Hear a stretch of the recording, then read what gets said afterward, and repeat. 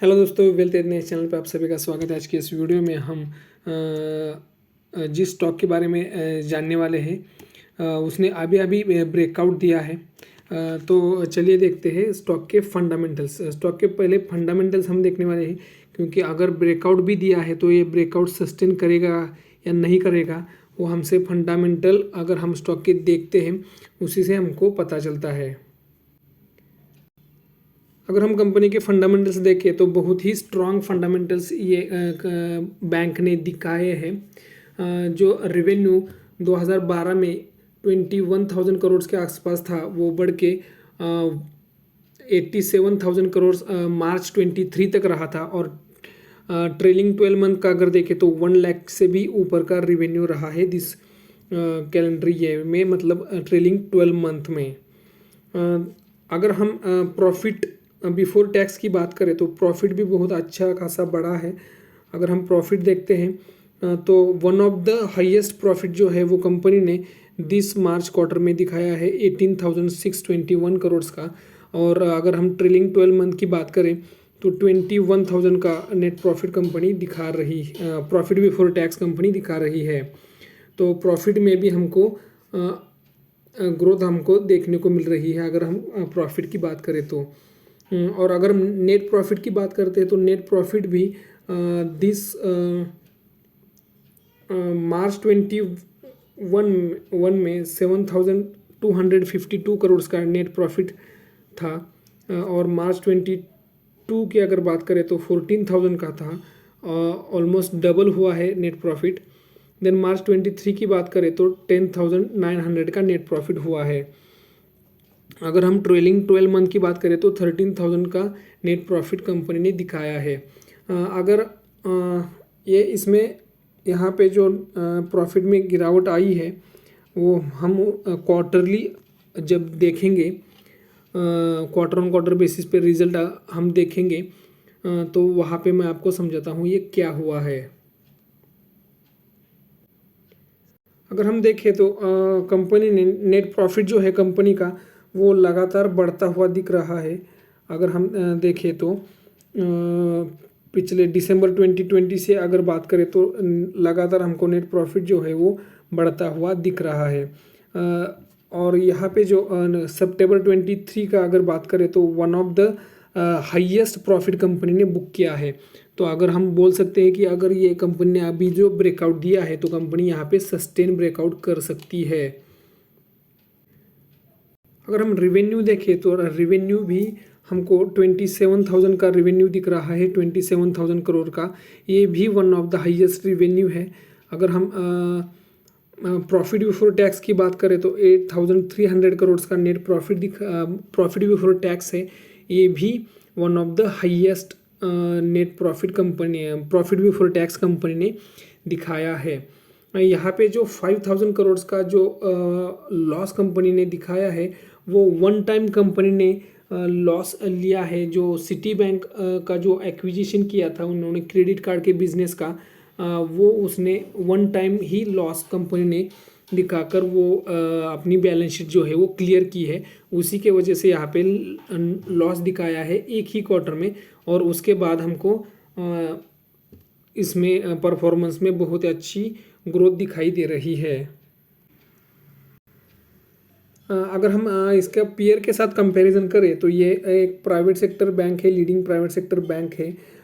तो अगर हम इसका पी रेशो देखें तो मेजर टॉप 4 बैंक की अगर हम कंपैरिजन करें तो उसमें one of the lowest P जो है वो कंपनी का यहाँ पे दिख रहा है हमको। तो हम जिस कंपनी में इन्वेस्ट करने की बात कर रहे हैं वो हम कुछ महंगे वैल्यूएशन पे कंपनी को नहीं ले रहे हैं। इसका पी जो है वो 14.5 के पी पे कंपनी अभी ट्रेड कर रही है। ये कंपनी, ये जो बैंक है एक्सिस बैंक, ये ग्रोइंग बैंक होने की वजह से यहाँ पे हमको डिविडेंड यील्ड जो है वो थोड़ा सा कम दिखाई दे रहा है। अगर हम quarter on quarter profit growth देखें तो 10% की ग्रोथ हमको कंपनी ने दिखाई है। और सेल्स ग्रोथ जो है वो 32% की मैसिव ग्रोथ हमको सेल्स में भी दिखाई दे रही है। तो अच्छा खासा ये हमको ग्रोथ कंपनी दे रही है। अगर हम शेयर होल्डिंग पैटर्न जो देखें तो शेयर होल्डिंग पैटर्न में मैं आपसे कोई भी हाइड नहीं करूँगा। ये प्रमोटर की होल्डिंग जो है वो 13.93% से यहाँ पे कम होती हुई दिख रही है। 8.22 की प्रमोटर होल्डिंग अभी कंपनी में रही है। उसमें मेजर प्रमोटर जो है वो LIC ऑफ इंडिया ही है। लेकिन अगर हम FII की बात करें तो 51 का जो FII का इसमें परसेंटेज था 51 से बढ़ के 53 तक ऊपर गया है FII की होल्डिंग। और DII की होल्डिंग जो डोमेस्टिक इंस्टीट्यूशनल इन्वेस्टर रहते हैं उनकी भी होल्डिंग जो है वो 23.53 से बढ़कर 29 तक ऊपर गई है। और अगर हम पब्लिक की बात करें तो 15.52 की जो पब्लिक की होल्डिंग थी वो पब्लिक ने कम की है और 9.76 की पब्लिक की होल्डिंग यहाँ पे रही है। तो चलिए देखते हैं हम इसके टेक्निकल्स पे हमको क्या दिखाई दे रहा है। तो अगर हम इसके टेक्निकल्स देखें तो आप यहाँ पे क्लियरली देख सकते हो। यहाँ पे जो हेड एंड शोल्डर पैटर्न बन रहा है वो हेड एंड शोल्डर पैटर्न का ब्रेकआउट यहाँ पे आया है। और ब्रेकआउट आने के बाद कंपनी ने अच्छी खासी बढ़त कंपनी के शेयर्स में हमको दिखाई दे रही है और उसने ब्रेकआउट को कंफर्म भी किया है। आप यहाँ पे देख सकते हो ये हेड एंड शोल्डर पैटर्न का ब्रेकआउट हमको दिखाई दे रहा है। मैं आपके लिए ड्रॉ कर रहा हूँ। ये सॉरी हेड एंड शोल्डर नहीं, कप विथ हैंडल पैटर्न है। ये कप विथ हैंडल पैटर्न है। ये कप हुआ और इसका हैंडल, और ये कप विथ हैंडल पैटर्न का ये यहाँ पे ब्रेकआउट आप यहाँ पे देख सकते हो। और दूसरे दिन बैंक ने यहाँ पे उसको कंफर्म भी किया है और उसी के बाद हमको अच्छा खासा मूवमेंट आज कंपनी के स्टॉक में दिखाई दे रहा है। 2.83% से कंपनी का स्टॉक आज बढ़ा हुआ दिख रहा है। तो इसका अगर हम टारगेट देखें तो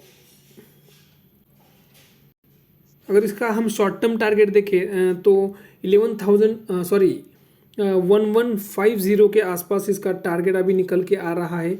ये जो पैटर्न का इसने ब्रेकआउट दिया है, जो छोटा सा यहाँ पे पैटर्न बना के उसमें ब्रेकआउट आया है, ये जो कप विथ हैंडल पैटर्न आया है उसका ब्रेकआउट आने के बाद अगर हम उसको टारगेट देखें तो यहाँ पे 1150 का टारगेट हमको निकल के आ रहा है।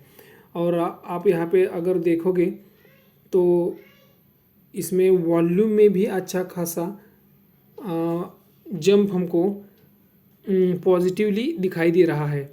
यहाँ से अगर हम देखें तो वन वे कंपनी ने रैली दिखाई है। 989 के बाद कंपनी ने वन वे रैली दिखाई है। हमने यहाँ पे सिर्फ ये स्टडी पर्पज़ के लिए स्टॉक लिया है। मैं खुद इसमें इन्वेस्टेड हूँ और ये कोई भी बाय या सेल की एडवाइस नहीं है। मैं खुद इसमें इन्वेस्टेड हूँ और मैंने बहुत ही लोअर लेवल पे कंपनी का स्टॉक होल्ड किया है। और यहाँ पे मुझे आज इसमें ब्रेकआउट दिखाई दिया, इसलिए मैंने आपके लिए ये वीडियो बनाया है। तो इस वीडियो में इतना ही। अगर ये वीडियो आपको इन्फॉर्मेटिव लगा है तो वीडियो को लाइक करना और चैनल को सब्सक्राइब करना मत भूलिए। जय हिंद।